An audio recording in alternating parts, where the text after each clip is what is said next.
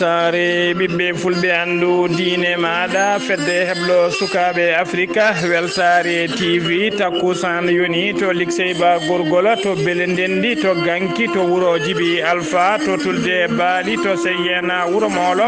to seyyen gabaɓi to wajjo bosoyaɓe to sinthiane gourdiuma ko on takkusan juula ha e ngal galle ceerno mouhtara mamadou sy to kay hayɗi ha to galle ceerno amadou tidiane ba to moderna ka hayɗi ha to galle makko sama sa e ko taari ɗum kala ene jeeya e gardidi kabaruji men to leydi Mauritanie Sidi Mawlud Ibrahim ko secrétaire général jeune France Monnoa Dibou o fuɗɗima o yaɓi o waɗi tigui ko wiyete supervisé puɗɗogol golle lawol ummorade leggal bitengal kabano fade bowallade diwoji ngal Nouadhibou to leydi Sénégal ko aleta hande o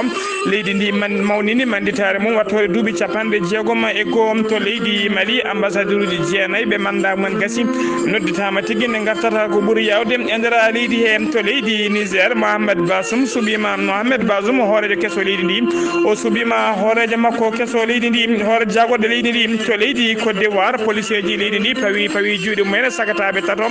gollotonoɓe e nder hôtel goto dartonoɓe e kala saaha filmude worɓe aroɓe ɗon ene garda rewɓe e nder hôtel he ɓe namdo ɗumen koppereje to leydi Nigéria ma en kaali jangu pelle cebbitiɗe musgu mbaɗi e nder leydi hen kabaruji men joolam jaɓeri ma en jaa ha to leydi Inde ha to Indonésie ha to Jordanie bisimilla mone ketki kotondirte joni piren pacciren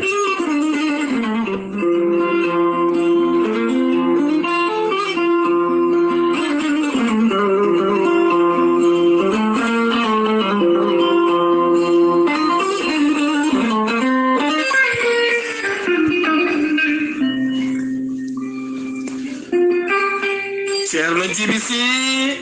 gandal nasarari kumpitiɗo ƴewgal bettuɗo leɗɗe ha heeɓi hen ko laaɓi ceerno Djiby Sy dendido daniyal kame ɓalayal joom leɗɗe joom bindol ha tenti noon on joguiɗo caɗele ɓesgu walla caɗele gorago walla humre walla ni jiɗɗo longal ko fate dañal ceerno Djiby Sy en jogui leɗɗe aɗa cafa 19 rafi won hen kadi ene safa ha 13 rafi ceerno Djiby Sy ko laaɓaɗo listihar so tawi a noddimo so tawi ko whatsapp walla appel normal sa dacci indema inde nenema kame adresse ma kala ma heɓen ko laaɓi ceerno Djiby Sy tawete koto Mauritanie laamorgo leydi Mauritanie to wiyete Nouakchott legal bittengal anneter ko ɗon tawete ceerno Djiby Sy laaɓɗo reedu ballowo so wona noon on jogiiɗo ɗi rafiji ɗiɗi rafi hoore walla ni jawowo ko wiyete barogal sa yiɗi hebde hen ko laaɓi mbatta ko 00222 7 22 80 84 00222 47 22 80 84 so tawi noon ko leydi Mali ha tonto Nioro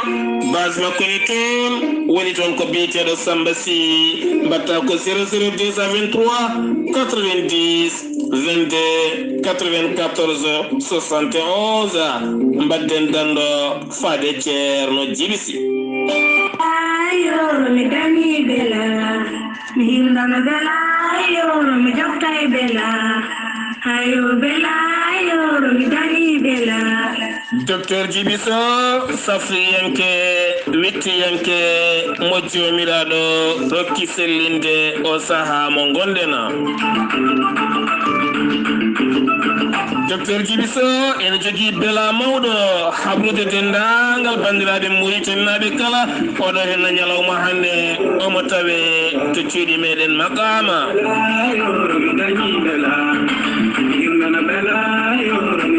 to ciɗi meɗen magama taw koye galle Abdoul Zakaria woni ɗon jaati makko biyeteɗo Moussa Coumba waɗɗani jeere mawde nde magama naɓe on dañi koɗo tedduɗo. Docteur Djibiso safriyenke ngama ñabbuji baɗino kis fibron nonne kadi prostate hémorroïde ha fatema erni diabète ko nonne kadi gonduɗo e asma ɗo juddumigo koyɗe musoje koye musoje keeceje musoje gonduɗo e rewam ɗeɗo gueɗe kala docteur Djibiso ene humpiti. Docteur Djibiso ne safra on jogui caɗele gorago ko nonne kadi joguiɗo caɗele ɓesgu ɗum ɗo kala docteur Djibiso ene noddi. sa yiɗi hebde hen ko laaɓi mbatta ko 00 221 77 244 92 81 numéro makko WhatsApp ene yaha walla mbaɗa 00 221 77 924 16 81 walla mbaɗa 00 221 77 972 56 17 ɗiɗo numéroji kala ne jaha hakkude Wourossogui Dakar ha fayenma ton to Makama. Docteur Djibiso ene jogui beelama wiide almumum kala oɗo saaha o usti kala peeji ɗi o rokkiranno ngam barke lewru korka. Docteur Djibiso ne wiya ema bandiraɓe Ramadan Mubarak. Kettode kaburuji mon e demgal pula Afrique, Asie, Europe, Amérique, Moyen-Orient, Océanie. jam ñalle mon musidɓe tedduɓe heɗen gone dewo naya lewru nayaɓiru hitande ujunnaji ɗiɗi e nogasi goho kabruji men e ɗemgal pular e sawto he ko musidɗo mon sehil mon haali Abouba to karallagal to ko Saydou Abouba hono no mbirɗen gardini kabruji men koto leydi Mauritanie puɗɗorɗen jagoɗɗo leydi ndi kalfinaɗo ko fate cellal ade kañum e gollidiɓe mum ɓe kolleri aseta hanki o bilan de santé ko fate leydi Mauritanie ko fate oɗo mborosa covid sappo e jeenayya ɓe kolleri noon e nder waktuji nogas nayi ɓe ɗi hanki ɗi ko ujunere e temedere e capanɗe jeegomo e jeenayo neɗɗo kañum woni ko holkisa e nder ɓen noon hen sappo e tata tawama e jaati ene mari mborosa covid sappo e jeenayyi e nder ɓalli mumen e nder ɓe cellano ɓe kadi sappo e jeegom mabɓe testama tawama ko négative woni tigui kepti cellal mumen hano hannitini paati galleji men ñalawma hanki o kadi hay neɗɗo goto ala mo rafi o yooɓi fittadu mum e nder bulletin o noon ɓe kolleri tigui wonde nder balɗe sappanɗe tati cakkitiɗe ɗe ko yimɓe jeenayi tan mbasi pittali men ɓe rafi coronavirus o yooɓi e nder jokli leydi e kala ha joni ko leydi Mauritanie keddoɗen Sidi Mawlud Ibrahim kañum woni koolaɗo kuuɓal woni secrétaire général de l'autorité de la zone France mo Nouadhibou aseta hanki o noon o waɗi supervisé puɗɗugol golle lawol paydilngol no feewi ummarade to nokku leggal bitegal kabano faade to boowal laaɗe diwoje ngal Nouadhibou lawol ngol noon juuteɗe mum ene qiime ha 1,1 woni go piccal jeenayyi woni 1,9 kilométre ko ɗum woni juutendi lawol ngol golle pewnugol lawol ngol noon ko société chinois ji tawteɗi nder Nouadhibou biteɗo Hondong ko kañum tigui finance dendagal golle lawol ngol kala jaru mum noon ene qiime tigui ha 5 millions taw ko haalisa goya fuɗɗade golle ɗe noon golle ɗe noon foti gasa tigui ko nder lebbi ɗiɗi ko ɗum tigui woni dawal ngal ɓe dokki ko fate pewnugol ngol ɗon lawol halfina golle ɗe noon ko société biteɗo vam kañum tigui halfina ɗe ɗon golle gueɗe golle ɗe noon mbiɗen ko nder lebbi ɗiɗi ko ɗen tigui poti gasde ha laaɓa ɗum noon ene jeeya tigui kadi ene hollira wonde jokkodiral moƴƴal e oɗo saaha joni mo jeune français mo Nouadhibou jogdi e oɗon société taw société chinois ji biteɗo Hondong tawateɗo e nder Nouadhibou Guissé Mamadou kañum woni directeur des infrastructures et des études zone France mo Nouadhibou o holliri hen weltare makko mawde no feewi o holliri kadi ngol ɗon lawol so ngol gasi mangol wat tigui gartam mawɗo no feewi wonande zone France Nouadhibou wonande wuuro ngo kala hano hannirtini ha joni kabaruji men e ɗemgal pulara seno mima to leydi Mauritanie ko to leydi Sénégal paɗen to leydi Sénégal ko aleta hande o nayi lewru avril woni tigui manditare jeytare gendi leydi Sénégal den manditare noon kañum wattata hande wattata duuɓi capanɗe jeegom e goho ko leydi Sénégal heeɓi manditare mum hano hannirtini hitande hikka nde noon way kono hitande rawane nde ni ɗum nden manditare waɗani guiri garaji no feewi saabu kay bone coronavirus hitande hikka ndene manditare nde waɗa tigui ko dinno manière symbolique taw kadi nde waɗa koto wiyete palais de la république tawtorede yimɓe hewɓe no fewi taw ko ardiɓe institution ngaji constitutionnel ɗum noon hewɓe kadi ardiɓe institution constitutionnel ko sanga 10 heures ko nden tigui Macky Sall hoorejo leydi ndi ko nden yalti wawi yettade nokku o nde o yetti o nokku noon o waɗi ko wiyete revue de o waɗi ko wiyete o waɗi passé revue détachement taw ko garde présidentiel o ari noon hawa sawdi drapeau gendi ndi ko ɗon tigui o wawi wadde sali oɗon drapeau gendi taw kadi ene yaadi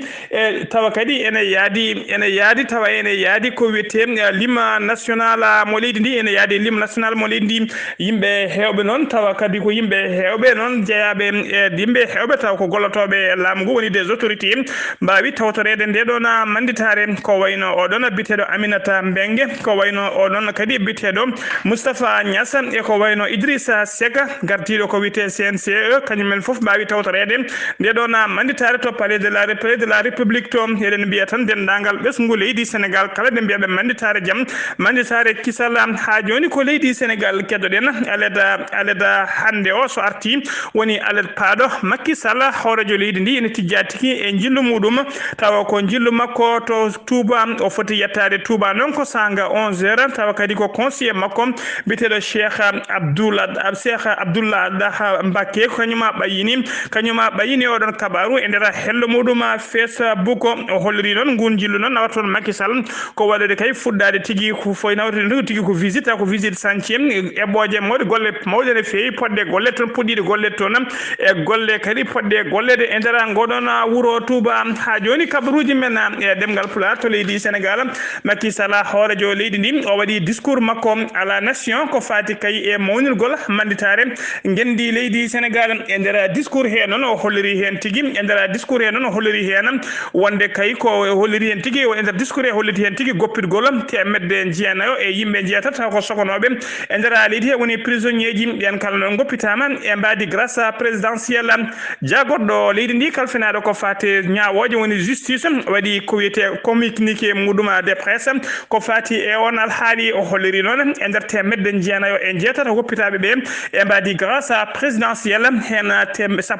temedde jeetata e sappo e goho ko remise totale de peine hen capanɗe jeegom e tata ko remise partielle de peine sappo e jeegom koko wiyete grand malade woni ɓe cellano joyo noon ko mineur woni tokosɓe joyo kadi ko nayeɓe yaroɓe duuɓi capanɗe jeegom e joyi faade dow jeetata ko noon koko wiyete jeetata koɓe wiyte koko wiyete commutation te bende 20 ans de réclusion criminelle ɓeɗon kala noon yidde hoorejo leydi ndi ɓeɗo kala ɓe woppiti ko wawde kay fatude galleji men tawtoya famille mumen beele kayne mbawa fofde kenal lakkitare ministre de la justice o holliri tigui wonde yidde hoorejo leydi ndi e oɗo saaha joni ko haɓade e falade ko fati ukugol ɗiɗon kasoji tawateɗi e nder leydi he kala o holliri kadi wonde hoorejo leydi ndi holliri tigui wonde yidde muɗum kay ko dendagal ɓeɗon sokaɓe tawateɓe e nder kasoji ɗe kala nde toppiti hen gurdam mumen ha timma keeɓa haqqeji mumen ha no hannirtini ha joni koye on fannu keddoɗen e nder discours makko à la nation ko kanko Macky Sall hoorejo leydi ndi o holliri tigui wonde ɓoyata ma usine tataɓo taw ko usine ndiyam biteɗo 3e usine tataɓo mo cœur Momar Sarr moɓe mbiyata KMS 3 ma waɗe inauguré ɗum noon ɓoyata saabu kay o holliri tigui koye nder lewru mai darton ɗum ko nden tigui oɗon usine ndiyam wawata uddite wa tigui waɗede inauguré woni tigui foddoto golle mum ha no hannirtini o holliri noon on usine ndiyam ene waɗi tiwoji tawa tiwoji conducteur uji ɗiɗi ko temedde ɗiɗi e sappo e jeegom kilométre to bawɗo noon yaltinde e kala ñalawma fodde temedere ujunere métre kiba tawa kadi ɗum ɗon koye fuɗɗode nde première phase o holliri saabu kay woni tigui fandare ɗoɗon usine ko kala ñalawma tawa wawa yaltinde fodde temedde ɗiɗi ujunere métre kiba ndiyam ɗum noon kam so tawi tigui ɗum laatima hollirama tigui wuro Dakar e Thiès ngo kala e guure taari ɗum kala e oɗo saaha joni ma certe ɗom ka ha laawa certe e caɗele ndiyam hano hannirtini e nder discours e kadi o holliri hono oɗo usine poɗɗo udditede 3e usine poɗɗo udditede e nder lewru mai dagatonu ndu holliri hono ɗen golle goɗɗe nana golle e nder yoga e guure mawɗe ko wayno to Louga to wiyete Kaffrine e to Matam ha to Tambacounda to Kédougou e to Kolda ha to Sédhiou kala to Ziguinchor ɗiɗo nokkuji kala e oɗo saaha joni golle paydinde mbaɗi ni nana puɗɗi gollede e nder leydi hen ha joni ko leydi Sénégal keddoɗen to leydi Sénégal Pulaar ne heewide ñamde ko remno ɓuri webde e wadde ko haalno hono Serigne Mountaga Mbacké ko khalifa général mo Mouride o waɗino fodore wonande kay e nder seppoji bannoɗi wonande ɓeɗon jaayaɓe gila kay wasde hen pittali men ha ɓeɗon gañiɓe hen kala waɗino fodore noon fodore nde noon ko rokkude yaltinde 50 million taw ko franc CFA ballal makko faade ɓeɗon jaayaɓe ngal nden fodore nde wonno noon laatima o yaltiniɗen koppereje ko aset hanki o noon ɗum fuɗɗima feccirede e nder ɓeɗon tawɓe haalis o joofi peccugol oɗon gollon peccugol noon peccugol haalis o noon halfina ɗum tigui ko biteɗo Serigne Youssef Diop mawɗo catal ngal ɓe mbiyata hizbut taraqiya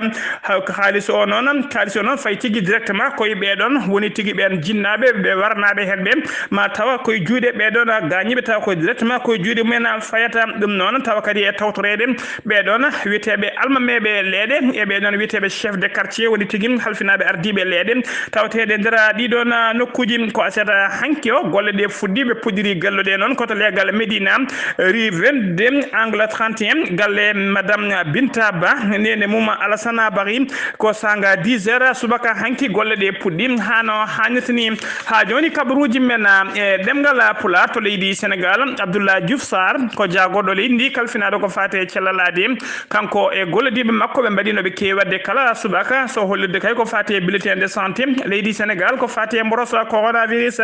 o holliri noon ñalawma hande o wonde kay nder waktuji nogas enayi cakkitiɗi ɗi ko ujunere temedde jeetati e capan tato e nayo neɗɗo kañumen goni holkisaɓe tumanoɓe ko wonduɓe e mboroso e nder holkiso he ɗon capanɗe jeeɗiɗo e goho neɗɗo tawama e jaati ene mari mboroso e nder ɓalli mumen to ɓeetama to banggue pourcentage ene holliri tigui e nder temedere kala hen tato piccalla capanɗe jeetati e jeeɗiɗi ene gondi e rafi o e nder ɓen capanɗe jeeɗiɗo e goho fiɗaɓe hen nogas ɗiɗo koko wiyete contact suivi capanɗe nayo e jeenayi heddiɓe kala koko wiyete cas communautaire mum tigui ƴettuɓe rafi o tawa hay goto men anda to ƴetti rafi o ɓe kolliri kadi e nder bulletin he wonde e nder ɓe cellano capanɗe jeeɗiɗo e nder ɓen testama tigui tawama ko négative woni tigui kepti cellal mumen hano hannirta ni paati galleji mumen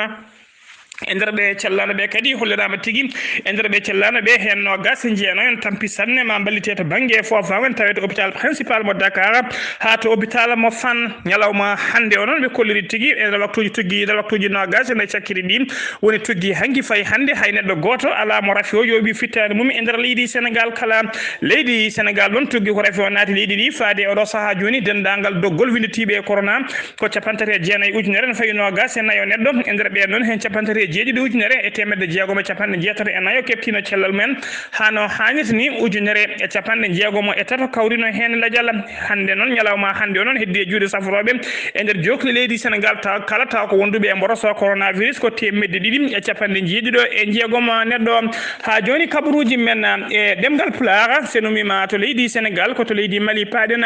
chambre commerciale de la cour d'appel mo Bamako yaltini tigui ñawore mum ɓe cammini ñawore mabɓe ha laaɓi tawa kadi ko hakkude oɗo société biteɗo Sotraka Charlam tawa ko société transport mo dundu dow wondude e compagnie assurance et rassurance biteɗo sabunuyam cha aseda hanki o noon hollirama tigui kayide moɓe mbiyata grosse on kayide yalti aseda hanki o hollirde tigui aseda hanki o tati lewru avril hollirde wonde société assurance o ina yoɓa 120 millions woni teɓedere nogas millions franc CFA omo yoɓa ɗum société de transport biteɗo Sotraka Charlam omo yoɓa kadi capanɗe jeeɗiɗi millions tawa ko dommage et intérêt noon tawi kadi ene wondi e taxe uji goɗɗi foof noon so renti koko société o foti yobde kanko société assurance o foof so renti ko foti yobde ene hawra temedde ɗiɗi e tati millions ne fawi temedde jeetati capantati e goho ujunere e capanɗe jeetati mbuɗo franc CFA nde wonno noon kanko société assurance o ko calinoɗo yobde société transport o ɗum saabino noon oɗo saaha kala compte mabɓe bancaire koko waɗano gelé woni tigui laamu ngu ko fawno hen juuɗe ɓe mbawata noon hutorade compte mabɓe ɓe mbaɗino noon demande ko wiyete mailevé kono ñande nogas e jeenayyi mars 2021 ɗum gonɗen ɗum nde hitande gonɗen ɗen caɗele mabɓe noon fuɗɗi tigui ko han 2014 fayi 2016 nde wonno kay on société transport biteɗo Sotraka noon koko sifodirno e oɗon société assurance kala verla mabɓe ne yoɓa assurance fodde 20 millions tawa kadi ɗiɗon verlaji ko mbaɗoɓe transport gaz gasoil e essence e nder ndena dawal non woni 2014 fay 2016 fodde camion ngaji jeegom ona société mbaɗi accident e nder leyɗele tati taw kadi ko dimdinoɗi essence e gasoil ha essence ɗi hen dufi ɗum noon woni no perte mawɗe wonande oɗon société taw noon ko société assurance o ɓaade kay koɓe yoɓɓe assurance mabɓe ha timmi ko on société assurance fonno tigui yoɓtudeɓe copperaji mabɓe kono noon on société sali yoɓdeɓe ko ɗum saabi noon ñawore mabɓe ha yetti to yetti hande ɗo mbiɗen tigui oɗon société assurance ne foti yoɓde foof temedde ɗiɗi tati million ne fawi temedde jeetati capantati e goho ujunere e capanɗe jeetati mbuɗu ha joni kabaruji men e ɗemgal pulaar to leydi ha joni kabaruji men e ɗemgal pulaar to leydi Mali ministre mabɓe des affaires étrangères et de la coopération holliri tigui wonde kay e ñalawma holliri tigui ɓe caltini décret on décret noon ko holliri tigui wonde e oɗo saaha joni fodde ambassadeur uji jeenayyi suɓanoɓe kay e nder yo joodono leydi Mali e nder yoga e leyɗele taw ko leyɗele sehilaɓe leydi Mali tawateɓe e nder windere hen ɓen jeenayo kala noon hollirama tigui e oɗo saaha joni mandat mabɓe gasi ha laaɓi ɓe nodditama nde ɓe gartata ko ɓuuri yawde e yaccade e nder leydi he honono holliri kay Zeyni Moulay kañum woni ministre des affaires étrangères mo leydi Mali ɓen noon caggal kay nde mbaɗi mandat mon ko duuɓi joyyi tawa kadi ko damma mabɓe duuɓi joyyi nde gasi ha laaɓi e yarama noon ɓe gartata e nder leydi he ɓen woni hono général Abdoulaye Coumaré on ko joɗannoɗo leydi Mali to Espagne wondude e général Thiemfeng Konaté on joɗanno leydi Mali koto Moscou wondude e colonel Bakary Bouakara Marega Bouakara Maïga on o joɗanno leydi Congo o joɗanno tigui leydi Mali koto Congo Brazzaville wondude Oumar Keita on joɗanno ko leydi Mali to UNESCO e nder Paris e Amadou Dem on noon koto Malabo woni tigui to Guinée équatoriale Mahamana Oudou Cissé on joɗanno koto Afrique du Sud Boubacara Sidibé di Colombe on joɗanno leydi Mali koto Émirats Arabes Unis e wonɓe ha timmi jeena ɓeɗo kala ko décret taw ko décret cifnoɗo mo tongode 00550 bar P-RAM di 03 2016 tawi kadi nden sifno oɗon décret ko Ibrahima Boubacara Keita gonnoɗo hoorejo leydi Mali kamɓe kala mandat mabɓe gasi ɓe nodditama e oɗo saaha joni nde ɓe gartata e nder leydi mabɓe ha joni kabaruji men e ɗemgal pulaar so ɗumima to leydi Mali ko to leydi Niger paɗen hande aljuma ɓennuɗo ɗo noon commission taw ko commission nationale des droits de l'homme mo leydi Niger ɓe jaltini rapport mabɓe ko fati kay e enquête moɓe mbaɗatno tumanoɗo kayit enquête noon tumanede noon wonde militaire uji taw ko militaire uji cadnaɓe jeeyaɓe e ko militaire uji cadnaɓe taw ko militaire uji G5 Sahel woni tigui feddere nde G5 Sahel ko cadnaɓe noon e saaha kay nilduno mission men e nder région mo Tillabéri to hirnangue Niger ɗum noon e nder département mo Tiram e Gana Sanga noon kamɓe militaire uji cadnaɓe noon ɓe mbaɗin toon golle kamtorinde no fewi so nanggude sukaɓe rewɓe tokosoɓe jambureɓe ɓe mbaɗi ɗumen gueɗe kamtorinde no fewi ɓe mbaɗi ɗumen violé noon hono CNDH woni catal halfinaɓe ko fate droit de l'homme haqqe innam aade ɓe kolliri tigui caggal nde ɓe ketti dendagal ɓeɗon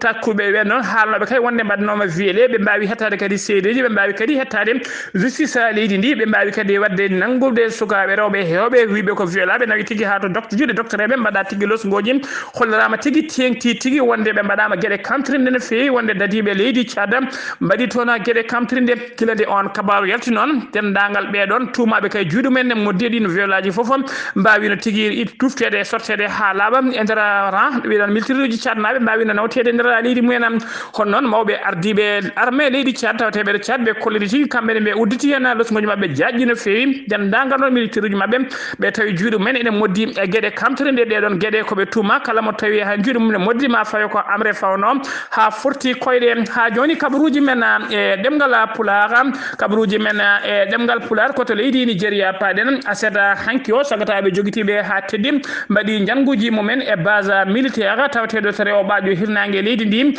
ɓe jani kadi e guure kewɗe tawateɗe sara base o ko famli ko foof hollirama sappo e nayo neɗɗo wasi hen fittade mum ɓe duppi kadi base militaire o ha wontinodi nokku o noon nokkuji ɗi ɓe jani o noon to base militaire tawateɗo waɗɗani kerol hakkude ni mabɓe e leydi Niger fodde temedde ɗiɗo sagata joguitiɓe ha teddi kañumen tigui mbaɗi janguji mumen e nder oɗon région biteɗo Allawa ɓe mbari noon yimɓe jeegomo militaire uji jeegomo ɓe mbari kadi policier goto sous officier police goto e duppi base o caggal ɗum kadi ɓe jani e guure kewɗe tawateɗe e nder nen falde fodde yimɓe jeeɗiɗo jambureɓe mbasi hen pittade men mbiɗen foof hawri fodde sappo e nayi o neɗɗo ko wasi fittade mumen ñande aljuma nde noon Boko Haram yaltinino natal ɓosowal woni vidéo e nder vidéo nane ɓe kolliri hen laanani ɓe kolliri hen laalade laana ndiwoka taw ko laana ndiwoka militaire nigéria naɓe ɓe Boko Haram noon holliri tigui wonde ko kañum e liiɓi kaɗon laana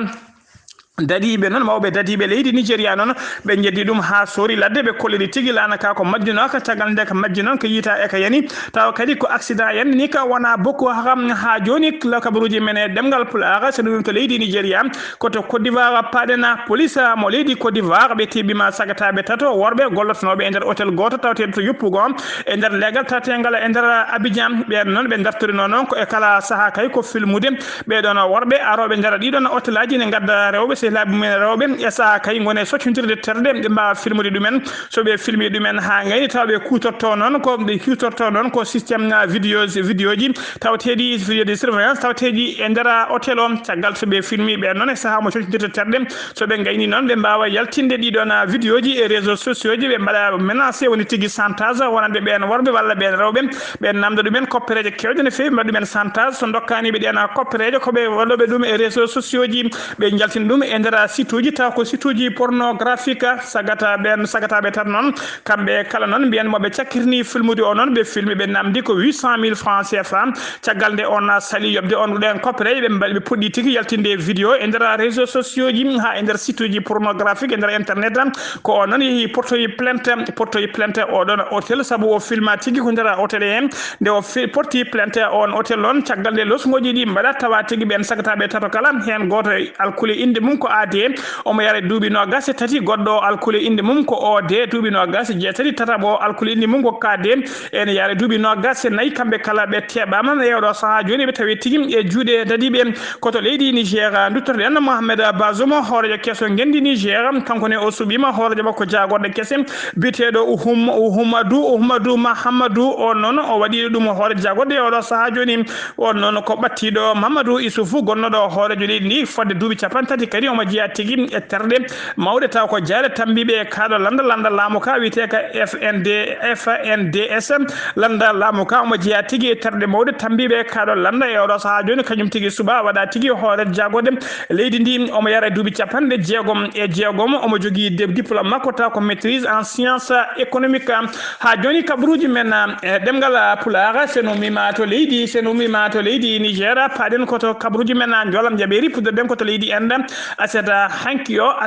hankio fodde nogas ɗiɗi militaire endenaɓe mbasi pittali men e garmi gara musomaɓe mbaddi robbel ma wisti en e nder Inde central fodde duuɓi sappo e nayyi hande noon armée leydi Inde ɓe kaɓani tigui embuscade hono oɗo embuscade musde fodde capantati e goho soldat kadi barminama hen barmande muuse no fewi enana entiri e nder hôpital uji militaire goto kadi majjinama hen melo woni tigui ko wiyete porté disparu koto Jordanie paɗen ñalawma hande o jaam finani haydara e nder Jordanie caggal kayde yimɓe hewɓe sagataɓe hewɓe teɓano e oɗo saaha joni subaka hande o kadi law ko dadiɓe hewɓe mbawi kay arde turti galle oɗon goɗɗo biyeteɗo gonnoɗo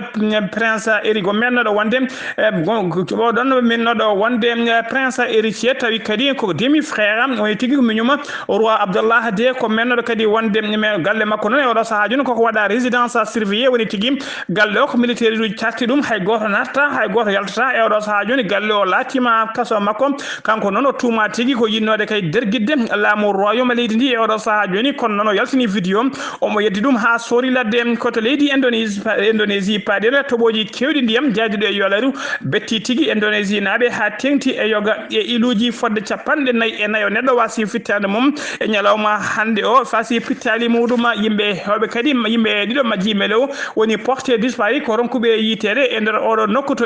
biteɗo île Flores to funnague Indonésie yimɓe jeenayi woɗɓe kadi mbarmi hen barmanɗe musa no fewi ko bilan mo laamu ngu rokkiri tawa kadi ko bilan provisoire musidɓe tedduɓe gasi ha laaɓi ko ɗum ɗo wonno komin tonga noon kabaruji men e ɗemgal pulaar ɗo e haalirde he ko musidɗo moon sehil moon Ghali Abouba ketki malaki jaam yo jaam Allah jogomi jogo on